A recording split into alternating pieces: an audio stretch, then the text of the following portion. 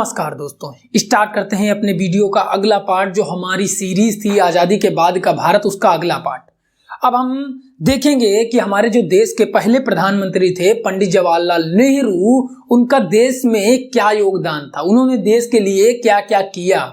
वह उनके समय में जब वह प्रधानमंत्री बने तो उनके समय देश में क्या दिक्कतें थी, क्या प्रॉब्लम्स थी, और उन्होंने देश को इससे किस प्रकार निजात दिलाई यानी उबारा। देश वह आधुनिक भारत के निर्माता उन्हें कहा जाता है। वह देश के शिल्पकार थे नेहरू जी, देश के शिल्पकार कहा जाता है। सो इनके परिवार के बारे में या इनके लाइफ स्टाइल या इनके बचपने के बारे में थोड़ा सा देख लेते हैं। पंडित जवाहरलाल नेहरू का जन्म 14 नवंबर 1889 ईस्वी को हुआ था। पंडित जवाहरलाल नेहरू का जन्म 14 नवंबर 1889 ईस्वी को हुआ था, यही प्रयागराज इलाहाबाद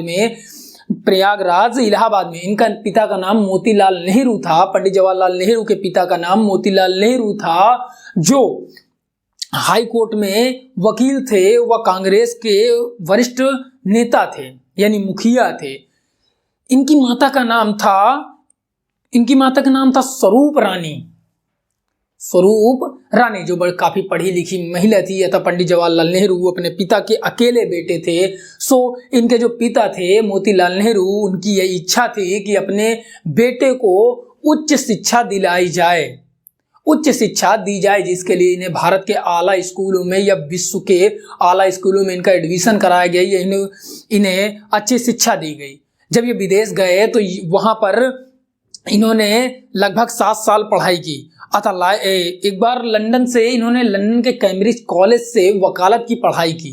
इनके बारे में एक किस्सा है कि जब ये लंदन में रहते थे तो इनके कपड़े पेरिस से धोकर आया करते थे। एक बार इन्होंने अपनी जो बुक है उसमें लिखा है, ऐसा कहा जाता है कि नेहरू जी जब यूनिवर्सिटी में पढ़ते थे विदेश में, तो इनके साथ एक बार थोड़ा सा भेदभाव कर दिया। भेदभाव कैसा था, यूनिवर्सिटी के कई सारे लड़के थे जो विदेशी थे, इनको कार में बैठाने से इनकार कर दिया और इनकी थोड़ी इंसल्ट ही कर दी थी। इनके दिल में बहुत ज़्यादा ठेस लगी थी, जिसके लिए इन्होंने पिता को पत्र लिखा था।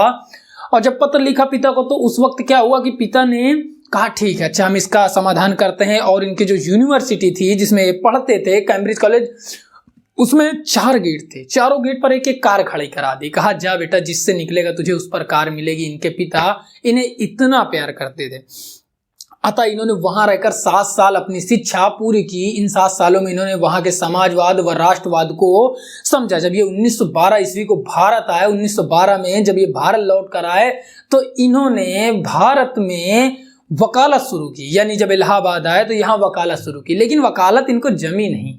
अच्छे वक्ता थे ये, अच्छा नेतृत्व किया करते थे, इनको वकालत ज्यादा मजा नहीं है। ये धीरे धीरे करके कांग्रेस की ओर इनका झुकाव बढ़ता गया। अपने पिता कहा करते थे पिताजी, इनके पिता नरम दल के नेता थे। उस वक्त कांग्रेस 2 भागों में थी, कांग्रेस नरम दल और गरम दल। तो क्या था कि इनके पिता कहते थे पिताजी, ये नरम दल में कुछ नहीं मिलेगा, आप गरम दल के नेता बन जाइए और गरम दल में शामिल हो जाइए, जिससे देश को आजादी मिल सकेगी। तो ऐसे धीरे धीरे चलता रहा। फिर ये नेहरू जी, पंडित जवाहरलाल नेहरू जी गांधी जी के साथ मिलकर स्वतंत्रता आंदोलन में कूद पड़े और अपनी जो कैप थी, रॉक शौक, फुर्रेबाजी, सिगार पीना, ये वो इनके बहुत उच्च लेवल की, ये बहुत स्टैंडर्ड लेवल के थे, वो सब त्याग कर इन्होंने धोती कुर्ता अपनाया व देश की राजनीति में कूद पड़े। कई बार जेल भी गए। 1919 में इन्होंने अपनी वकालत छोड़ी व कई बार जेल भी गए गांधी जी के चक्कर में, लेकिन देश के लिए समर्पित हो गए, लगे रहे। और धीरे धीरे करके वो समय आ गया जब कांग्रेस 2 भागों में टूटने वाली थी, यानी गरम दल और नरम दल। गरम दल के नेता जो अध्यक्ष थे मेन, वो थे पंडित जवाहरलाल नेहरू। नरम दल के इनके पिता थे, इनके पिता का नाम था मोतीलाल नेहरू, जो दोनों बाप बेटे अलग अलग थे। पिताजी पुत्र ये कहता था सही है गरम दल, और पिता कहते थे नहीं नरम दल सही है। धीरे धीरे करके जो गरम दल थी वो आगे बढ़ गई, नरम दल थोड़ा सा रुक गई। जिसके बाद धीरे धीरे चलते पंडित जवाहरलाल नेहरू को इस बार इस जो गरम दल था, इसके अपने गरम मिजाज के कारण, वह पार्टी के गरम मिजाज के कारण कई बार जेल भी जाना पड़ा, जेल की हवा भी खानी पड़ी, लेकिन डटे रहे। जब धीरे धीरे करके आजादी का समय आया 15 अगस्त 1947 को, तो इन्हें देश का पहला प्रधानमंत्री चुन लिया गया। देश का जब पहला प्रधानमंत्री चुन लिया गया, तब इनके जीवन में क्या दिक्कतें आती हैं, क्या प्रॉब्लम्स आती हैं, या देश की उस समय क्या दिक्कत थी, क्या समस्या थी, उन सारी समस्याओं से पंडित जवाहरलाल नेहरू ने इस देश को कैसे उबारा, ये हम देखते हैं। तो स्टार्ट करते हैं। अब आज़ादी तो ठीक ठाक चल ही रही थी, मतलब सब कुछ सही चल रहा था, आज़ादी हो चुकी थी, पंडित जवाहरलाल नेहरू प्रधानमंत्री बन चुके थे, धीरे धीरे देश को संवारा जा रहा था, उबारा जा रहा था, चारों ओर शांति का माहौल था। इसी बीच अब 5 साल जब नेहरू जी के धीरे धीरे करके पूरे हो गए, इसी प्रकार उतार चढ़ाव करते, अब था राज्य जो थे, कई राज्य कह रहे थे हमारा बंटवारा चाहिए, क्योंकि देश का नक्शा उस समय कुछ अलग था, आज कुछ अलग है और आगे चल के कुछ अलग भी हो सकता है। मतलब राज्यों का बंटवारा, पहले कम राज्य थे, फिर उनको धीरे धीरे कहा गया नहीं हमारे भाषा के आधार पे बदलो, फिर कहा कोई हमारा धर्म के नाम पे बदलो, जैसे धर्म के नाम पे पाकिस्तान अलग देश बनवा लिए थे। ऐसे ऐसे धीरे धीरे स्टार्ट हुआ। जब पंडित जवाहरलाल नेहरू चुनाव प्रचार के लिए आंध्र प्रदेश के गुंटूरू राज्य में गए 27 दिसंबर 1951 को, तो इनका जोरदार विरोध किया गया, इनको काले झंडे दिखाए गए, वह इनको यहाँ से कहा गया नेहरू वापस जाओ, नेहरू वापस जाओ। नेहरू जी ने काफी भैया मशक्कत की, अरे सुनिए सुनिए बात तो सुनिए, कहा अरे कोई सुने नहीं, नेहरू जी को छोड़कर जाना पड़ा। नेहरू जी जब पार्टी छोड़ करके, यानी जो अपनी सभा थी उसको छोड़ करके इनको वापस जाना पड़ा। ये इसलिए हुआ था क्योंकि उस समय कई जो राज्य थे वह भाषा के आधार पर राज्यों का बंटवारा करने की मांग कर रहे थे।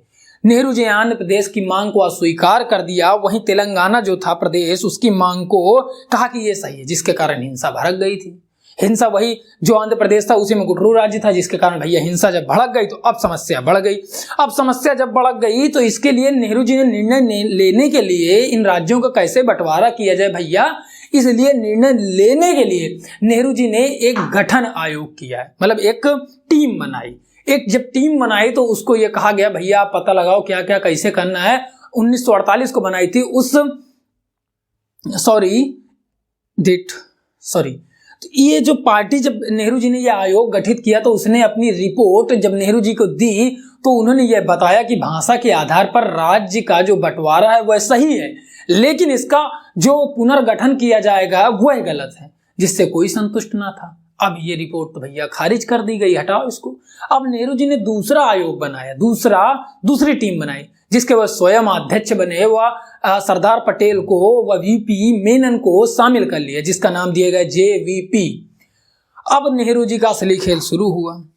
नेहरू जी ने जो आंध्र प्रदेश के प्रधानमंत्री थे, मंत्री थे, उनसे कहा कि थोड़ा नरमी से पेश आइए अपनी जनता के साथ, आप बड़ा गलत करते हैं, उनको भड़काने का काम करते हैं, ये वो कहा। अब नेहरू जी की कमेटी धीरे धीरे काम कर रही थी। जब उनकी रिपोर्ट आई तो उन्होंने कहा कि तेलुगु जो तेलंगाना भाषा वाले राज्य है उसकी मांग सही है, लेकिन जो आंध्र प्रदेश है, आंध्र प्रदेश का बंटवारा तभी होगा जब ये मद्रास की ही मांग छोड़ दे। आंध्र प्रदेश के जो नेता थे, जो थोड़े थोड़े राजदल थे, वो उनका कहना था कि आंध्र प्रदेश को राज्य घोषित किया जाए, वह मद्रास को उसकी राजधानी। अब जो ये कमेटी थी जेवीपी, इसने कहा कि अगर आंध्र प्रदेश हम राज्य तभी घोषित कर सकते हैं अलग जब ये अपना आंध्र प्रदेश की मद्रास की मांग को छोड़ दे। अब समस्या बढ़ गई भैया। इधर नेहरू जी बोले कि भाषा के आधार पर हम बंटवारा तो नहीं कर सकते, इसको 10 साल के लिए छोड़ देंगे, बंटवारा करेंगे, सब चीज करेंगे, लेकिन 10 साल के बाद करेंगे, अभी के लिए हम टाले दे रहे हैं। तेलुगु की मांग को सही बताया, वह आंध्र प्रदेश के सपने को चूर चूर कर दिया। अब और ज्यादा समस्या हो गई। इसी बार दूसरी तरफ जो थे आंध्र प्रदेश के जो नेता थे, प्रमुख नेता टी प्रकाशम, उन्होंने कहा कि नहीं नहीं नहीं, हम कांग्रेस छोड़ देंगे, हम वो किसान यूनियन पार्टी में शामिल हो गए। अब भैया जोरदार तमाशा स्टार्ट।